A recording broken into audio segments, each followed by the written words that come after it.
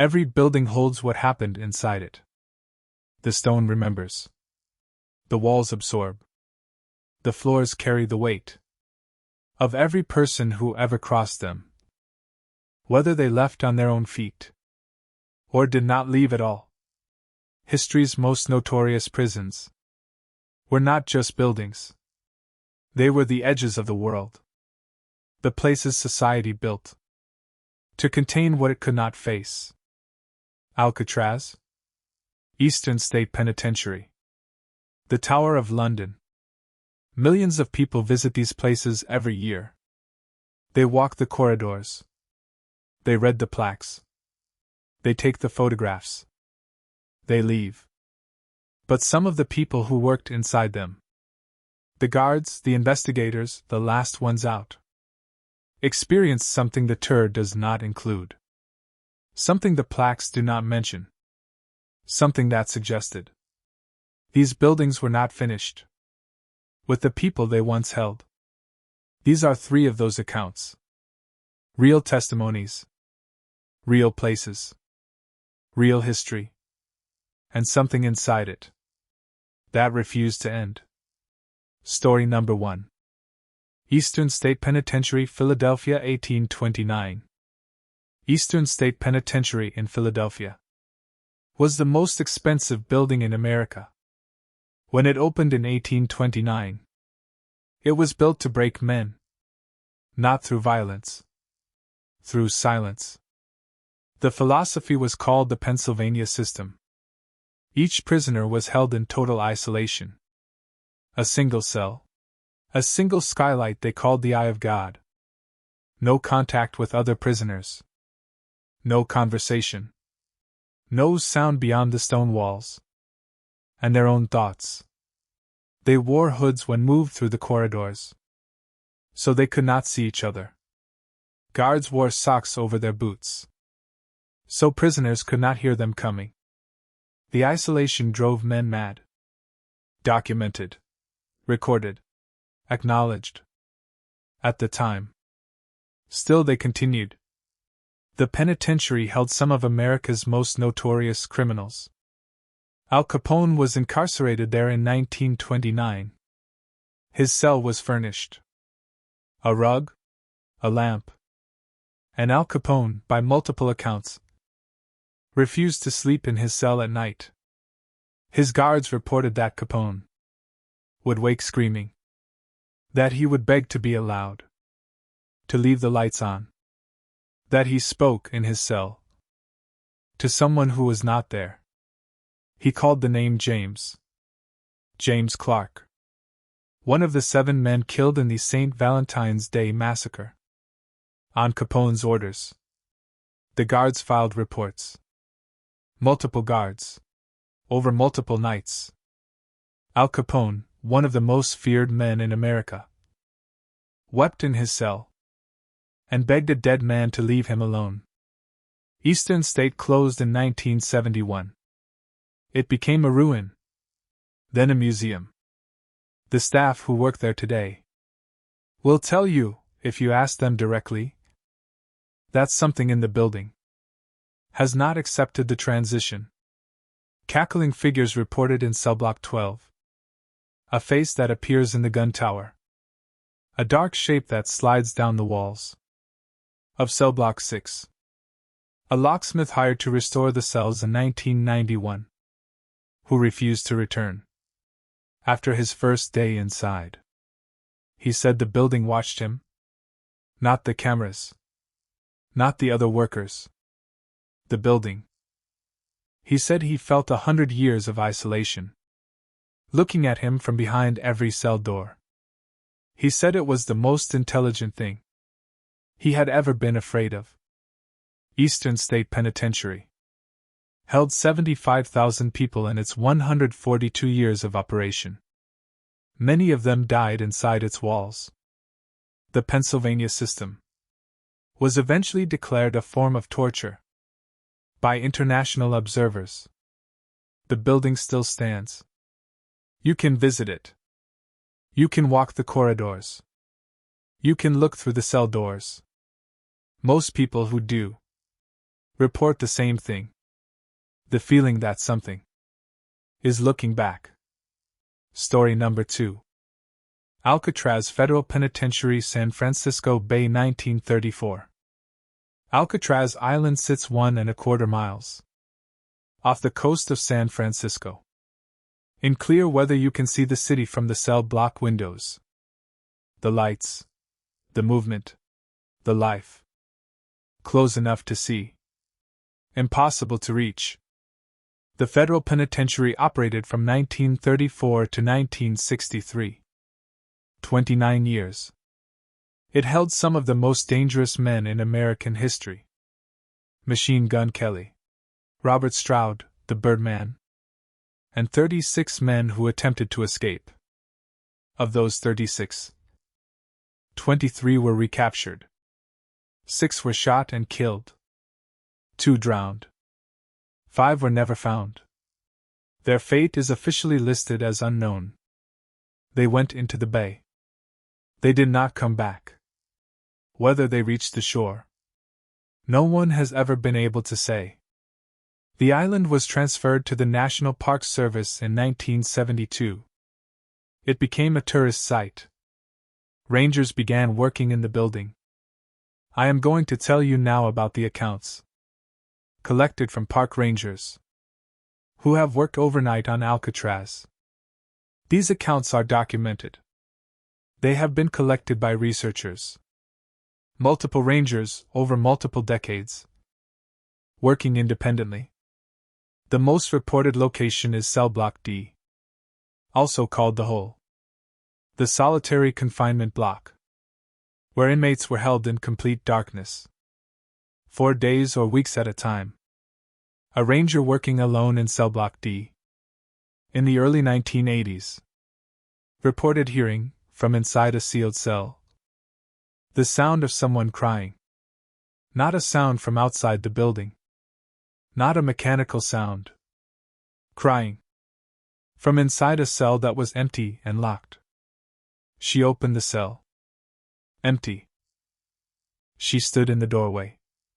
The sound had stopped. She stepped outside into the corridor. The sound resumed. From inside the closed cell. She left Cellblock D. She filed a report. She did not work the overnight shift alone again. The second account comes from a ranger working in the utility corridor beneath the main cell block, a narrow passage used for maintenance. In 1946, this corridor was the site of a 2-day armed uprising, in which 3 guards and 2 inmates were killed. The ranger reported that as he moved through the corridor, he passed through what he described as a wall of cold. Not a drop in temperature. A wall. A specific location in the corridor, where the temperature dropped so sharply that he could see his breath. In a building that was not cold. He marked the location. He brought a thermometer the following day. At that specific point in the corridor, the temperature was 11 degrees lower than the surrounding passage. No ventilation source. No structural explanation. The spot corresponds exactly, according to the original building plans, to the location where a guard named William Miller was killed during the 1946 uprising. The cold spot has been measured by multiple researchers. It has never been explained. It has never changed. It is still there. If you visit Alcatraz today, and you walk the utility corridor, you will pass through it. You will know it when you do. Story number 3. The Tower of London, 1078, to present the most ancient account in the series. The Tower of London has stood for nearly 1,000 years. William the Conqueror began construction in 1078. It has served as a royal palace, a treasury, a menagerie, an armory, and a prison. More than that, a place of execution. And Bullen was beheaded there in 1536. Catherine Howard in 1542. Lady Jane Grey in 1554. Sir Walter Raleigh spent 13 years within its walls. Rudolf Hess was the last state prisoner to be held there. In 1941. The tower has been continuously occupied for nearly 1,000 years. The yeoman warders, called beefeaters, live within its walls. They have for centuries.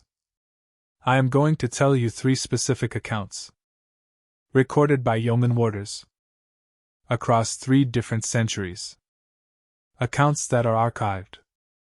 Accounts that have been examined by historians. Accounts that come from men whose job was to guard, and whose word was not given lightly. The first account is from 1816. A sentry stationed at the Martin Tower reported encountering a shape that he described as a bear emerging from underneath a jewel room door. He thrust at it with his bayonet. The bayonet passed through it. The shape moved toward him. The sentry was found unconscious. He died 2 days later. His fellow sentries reported he had not been drinking. His character was described as reliable and not given to imagination. The account was filed with his superiors. It remains in the tower's records. The second account is from 1864. A sentry on duty outside the lieutenant's lodgings was found unconscious at his post. At his court-martial, he was supported by 2 witnesses who had seen what he encountered: a white figure moving along the path, a woman in white walking without sound. The sentry had challenged the figure. The figure did not respond. He charged it. It passed through him. He lost consciousness. The figure corresponds exactly, in dress, in hair, in movement, to contemporary descriptions of Anne Boleyn, who was beheaded on that site 328 years before. The court-martial found in favor of the sentry. The witnesses were deemed credible. The incident was recorded without an official explanation. The third account is the most recent. A yeoman warder named Geoffrey Abbott served at the tower for decades and published his memoirs in the late 20th century. In them he describes an experience in the Beauchamp Tower, one of the oldest in the complex, in which he heard his name called from behind a closed and locked door. He opened the door. The room was empty. He stood in the doorway for a moment. He heard his name again. From behind him. From the corridor he had just walked through. He turned. The corridor was empty. He writes that he stood between the room and the corridor for several minutes. He writes that he was not afraid. He writes that he had worked at the tower for long enough to understand that what occupied it was older than his fear. He writes, "The tower does not feel haunted. It feels inhabited. There is a difference. A haunted place is visited by the dead. An inhabited place is simply still lived in. 946 years. That is how long the tower has been occupied. The current yeoman warders will tell you, if you ask, that they do not think of the tower as a place where things happened.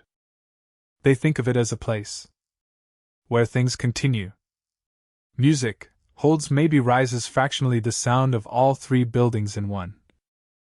History is watching. It always has been. Pause 3 seconds after each line, then 15-second fade. 3 buildings. 3 centuries. 3 continents. A Philadelphia prison where 75,000 men were broken by silence, and where one of America's most feared criminals wept in his cell, begging a dead man to leave him alone. An island prison in San Francisco Bay, where a cold spot in a maintenance corridor has never moved, never warmed, Never been explained. A 1,000-year-old fortress in London, where the dead are not described as haunting it, but as still living in it. We build these places to contain. We build walls and bars and silence, to hold what we cannot face. And then, sometimes, what we put inside refuses to stay there. History is not past. It is present. It is the stone underfoot, and the cold in a corridor, and the name called from an empty room. The buildings are still standing, every one of them. And if you walk their corridors, and you pay attention, the way the people in tonight's stories paid attention, you will understand something that no history book will tell you. Some of the people who went in never came out. Not completely. Not yet. Thank you for listening. Comment your story. If you have worked in or visited a historic building and experienced something unexplained, I want to hear it. For new stories, subscribe my channel. History is watching. It always has been.